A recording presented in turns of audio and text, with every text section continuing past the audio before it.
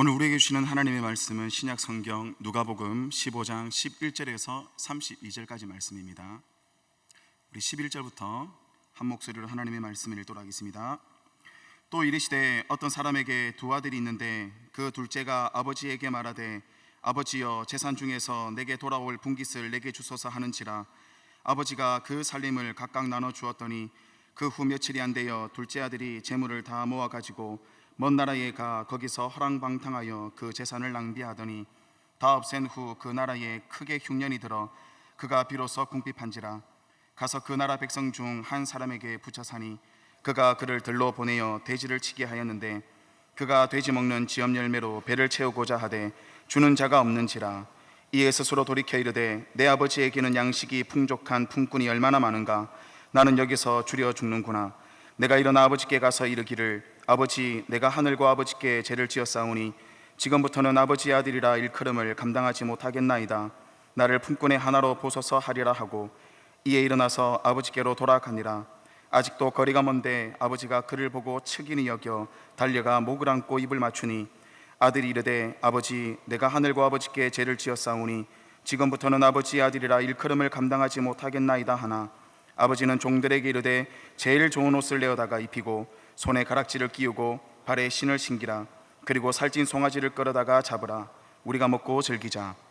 이내 아들은 죽었다가 다시 살아났으며 내가 이렇다가 다시 얻어노라 하니 그들이 즐거워하더라.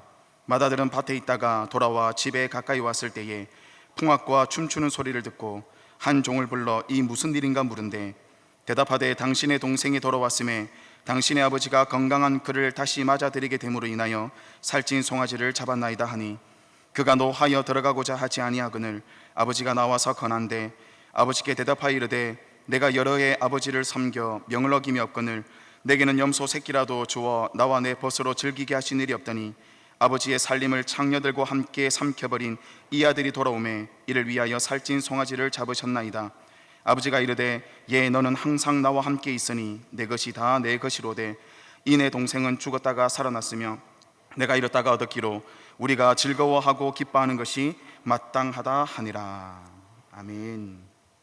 저는 오늘 두 아들의 관심 그리고 아버지의 관심이라는 제목으로 함께 하나님의 말씀을 나누고자 합니다. 사람들은 누구나 자신이 좋아하거나 그리고 원하는 것에 마음이 끌리게 되어 있습니다. 이것을 두 글자로 하면은 관심이라고 합니다.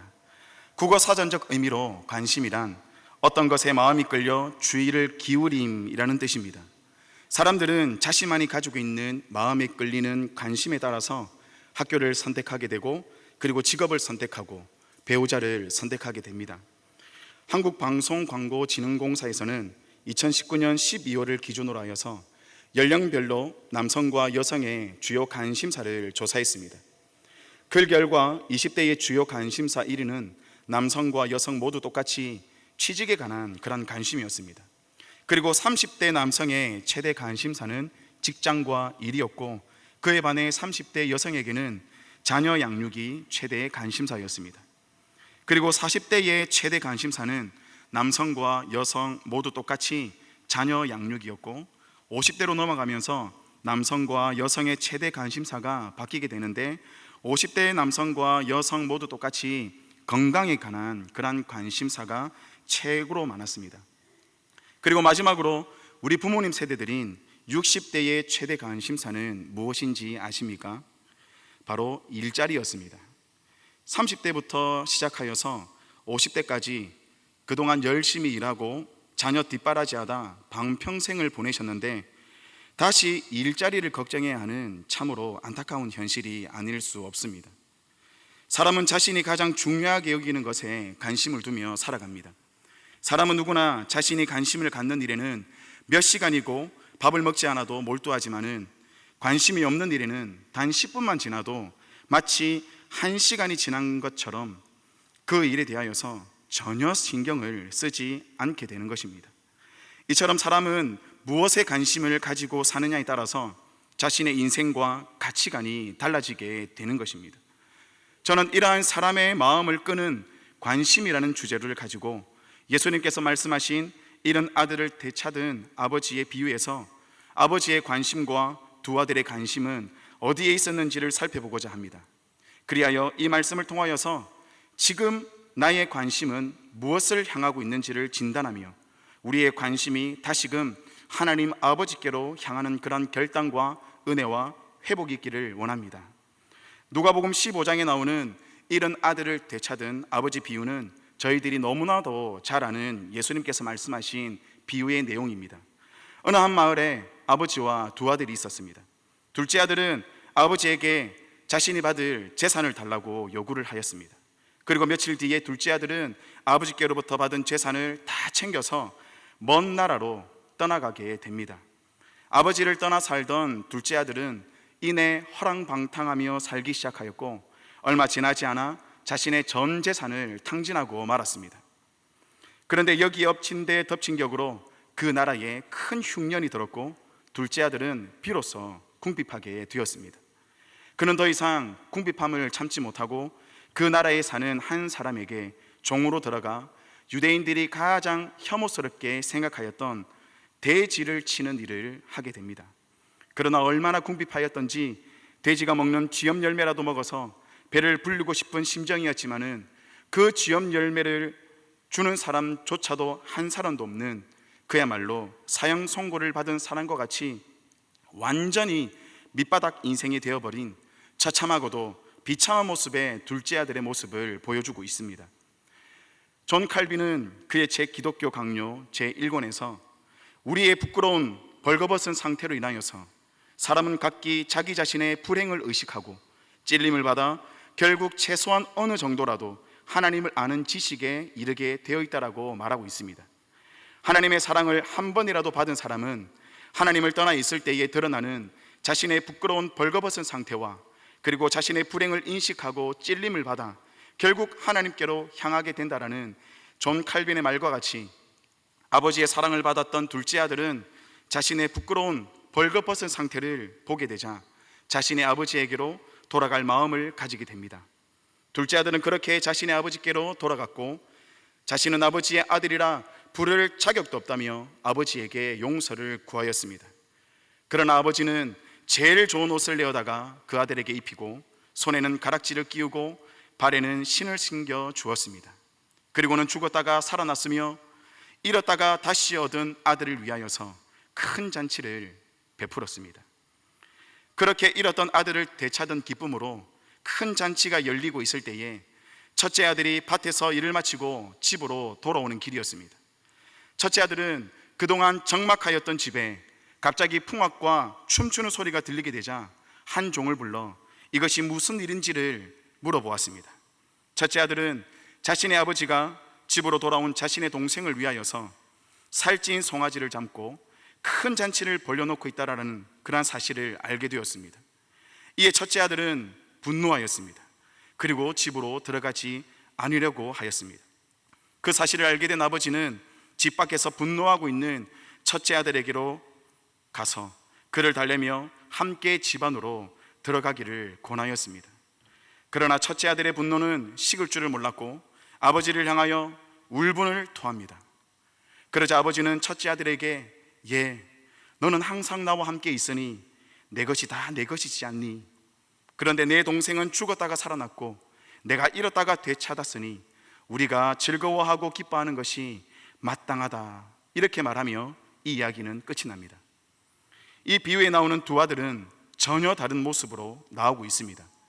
둘째 아들은 아버지께 자신에게 줄 재산을 달라고 하였지만은 첫째 아들은 아버지에게 받을 자신의 재산을 달라고 말하지 않았습니다. 그리고 둘째 아들은 아버지를 떠나 먼 나라로 갔지만은 첫째 아들은 아버지의 집에 머물며 아버지의 일을 도우며 살았습니다. 어떻게 보면 전혀 다른 그러한 두 아들의 모습이지만은 이 두 아들에게는 공통점이 하나가 있습니다. 그것은 첫째 아들이나 둘째 아들 모두 아버지를 사랑하는 마음이 없었다라는 것입니다. 그 말은 아버지에 대한 관심이 전혀 없었다라는 말입니다. 두 아들 모두 아버지를 향한 사랑, 아버지에 대한 관심보다는 아버지가 가지고 있는 그 재산에만 관심을 갖고 있었습니다. 두 아들 모두의 관심은 아버지가 아니라 아버지의 재산이었습니다. 둘째 아들은 자신의 아버지로부터 자신이 물려받을 재산을 달려고 하였습니다. 보통 자식이 부모님의 재산을 물려받는 경우는 어떤 때입니까? 부모님이 돌아가셨을 때입니다. 부모님의 재산은 항상 부모님이 돌아가셨을 때에 자식들에게 분배가 되는 것입니다. 그런데 지금 둘째 아들이 폐역한 자식의 모습으로 아직 돌아가시지도 않은 자신의 아버지에게 자신이 받을 유산을 달라고 요청하고 있습니다.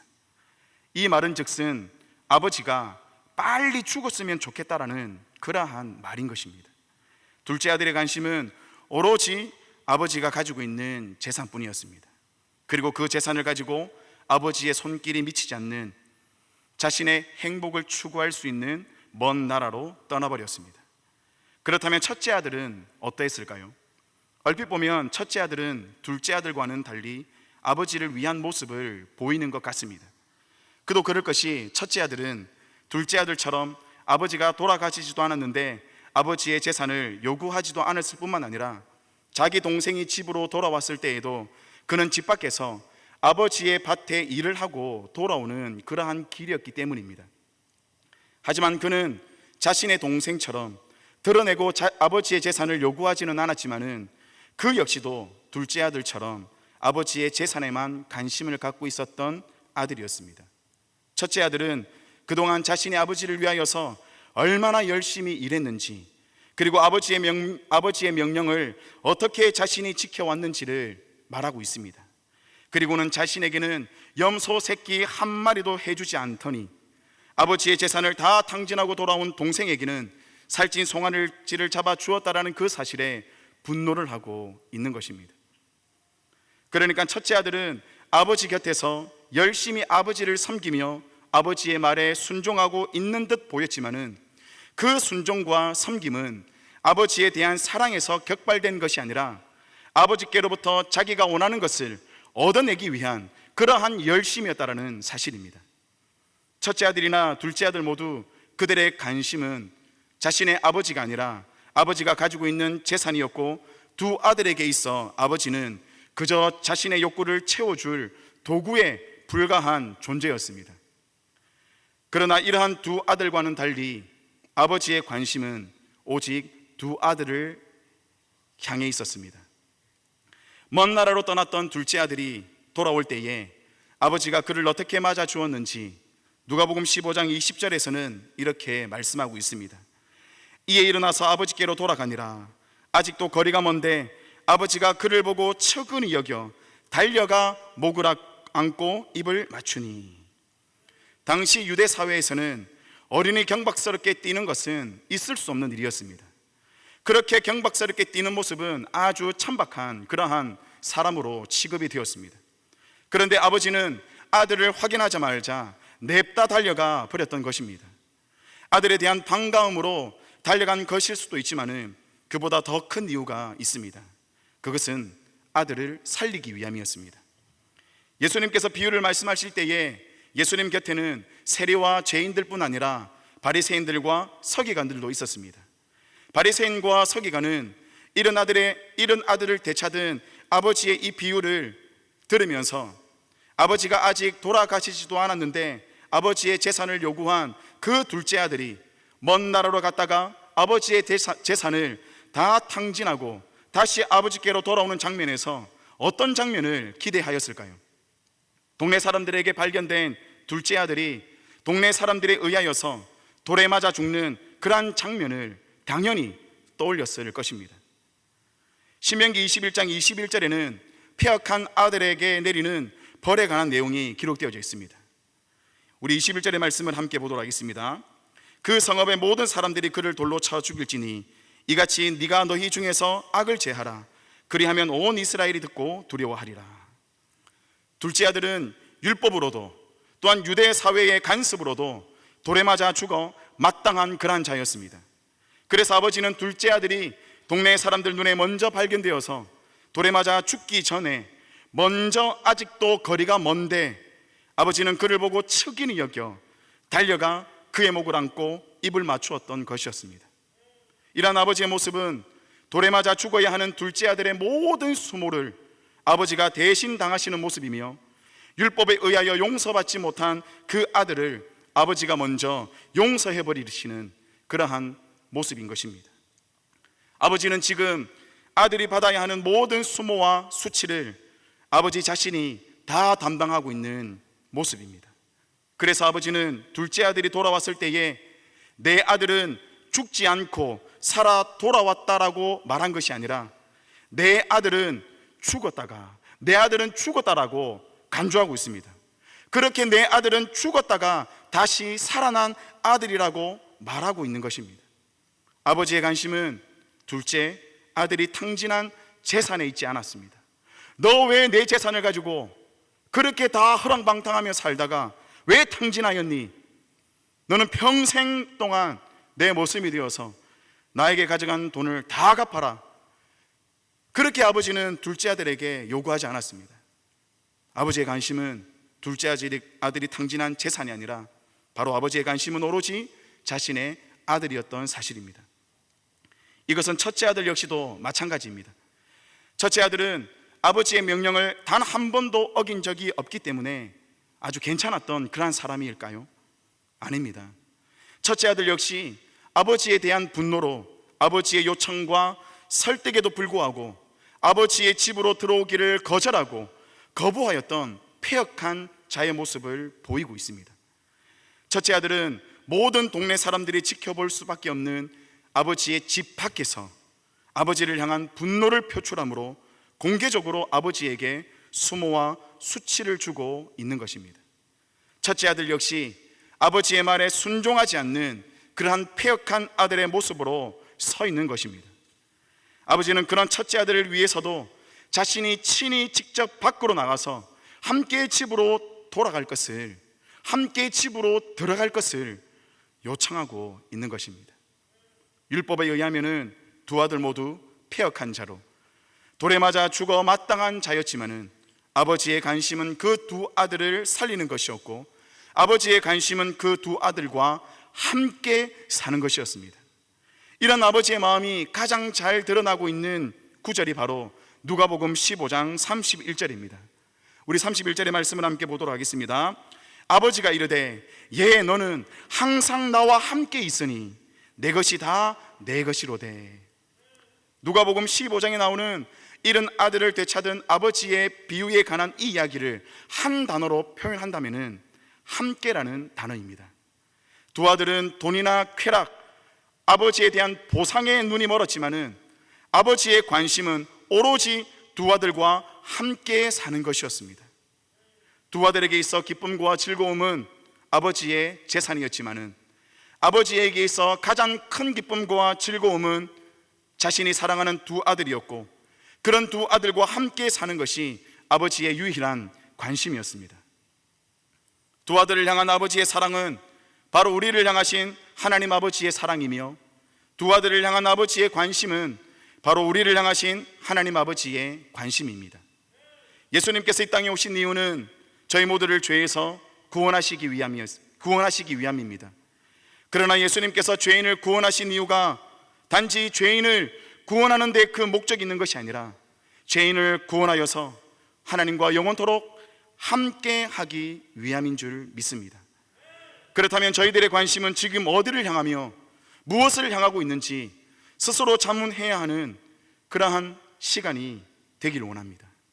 하나님을 향한 나의 열심과 헌신은 하나님으로부터 격발된 것인지 아니면 하나님과 상관없는 그저 내가 원하고 바라는 것을 얻기 위한 그 동기에서 출발되어진 그러한 열심인지 우리 스스로를 자문해보는 그러한 시간을 우리는 반드시 가져야 한다는 사실입니다. 왜냐하면 나의 열심이 우리를 속일 수 있기 때문입니다. 둘째 아들은 자신의 재산을 가지고 아버지의 재산을 가지고 아버지를 떠난 자신의 행복을 추구하기 위하여서 먼 나라로 갔습니다. 그러나 아버지를 떠난 삶은 그 자체가 방탕이며 그 결과는 굶주림과 궁핍일 뿐이었습니다. 이러한 아버지를 떠난 둘째 아들의 비참함은 저희들 역시 우리의 행복을 하나님 아닌 다른 것에 관심을 두고 살며 하나님 아닌 다른 것을 향하여 나의 행복을 추구하며 살아갈 때에 그 결과는, 그 인생의 그 결과는 언제나 굶주림과 궁핍한 삶이라는 사실을 잘 보여주고 있습니다. 그래서 사람들은 이 굶주림과 이 궁핍함을 없애기 위하여서 사람들은 중독에 빠지는 것입니다. 그러나 결단코 굶주림과 궁핍한 삶은 하나님 아니고서는 해결할 수 없습니다.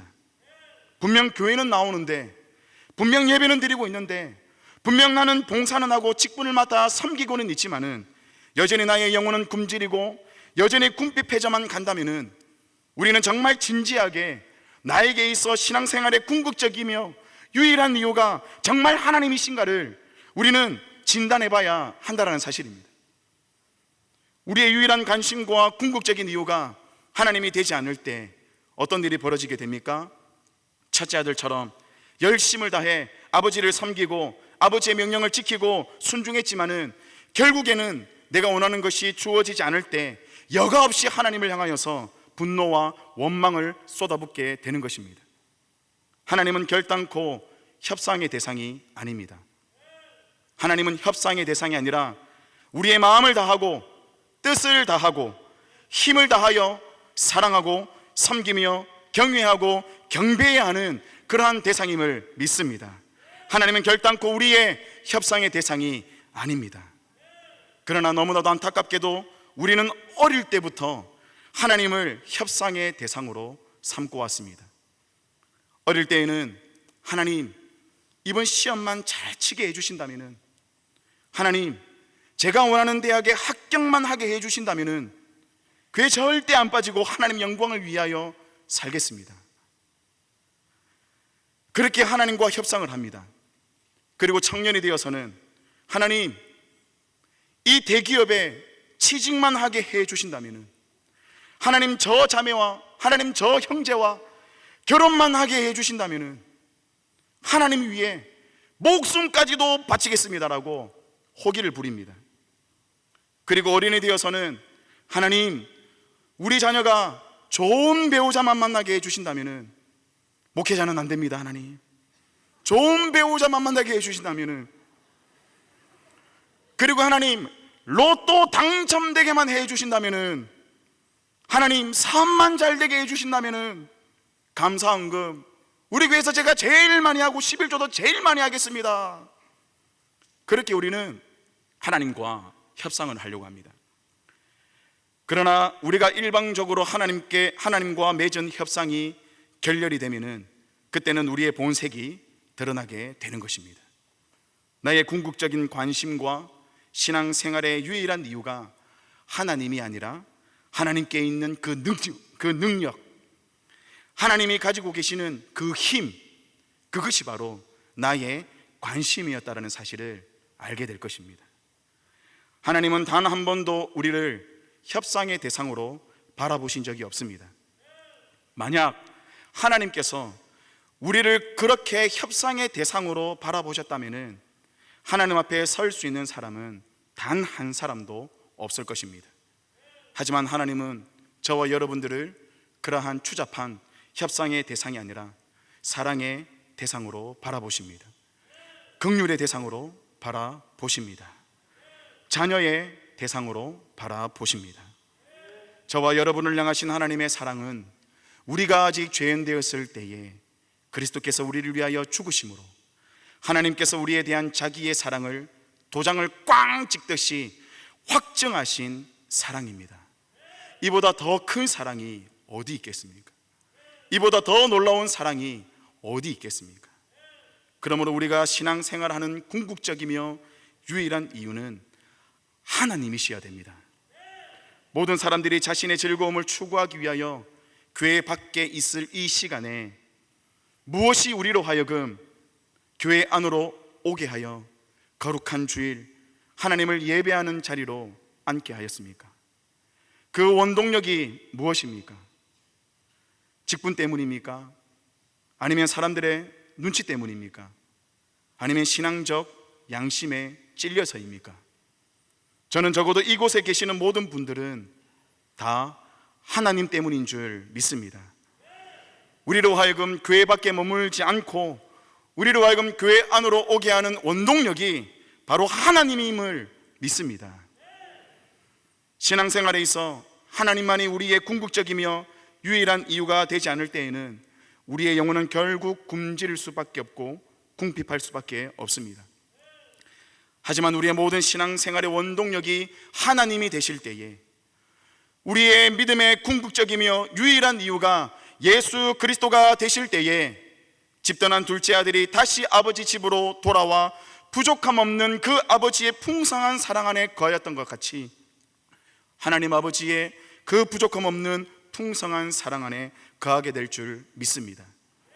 그리하여 하나님의 부족함 없는 사랑 안에서 오직 하나님 외에 다른 것에 결코 관심을 두지 않는 저희 모두가 되기를 바랍니다.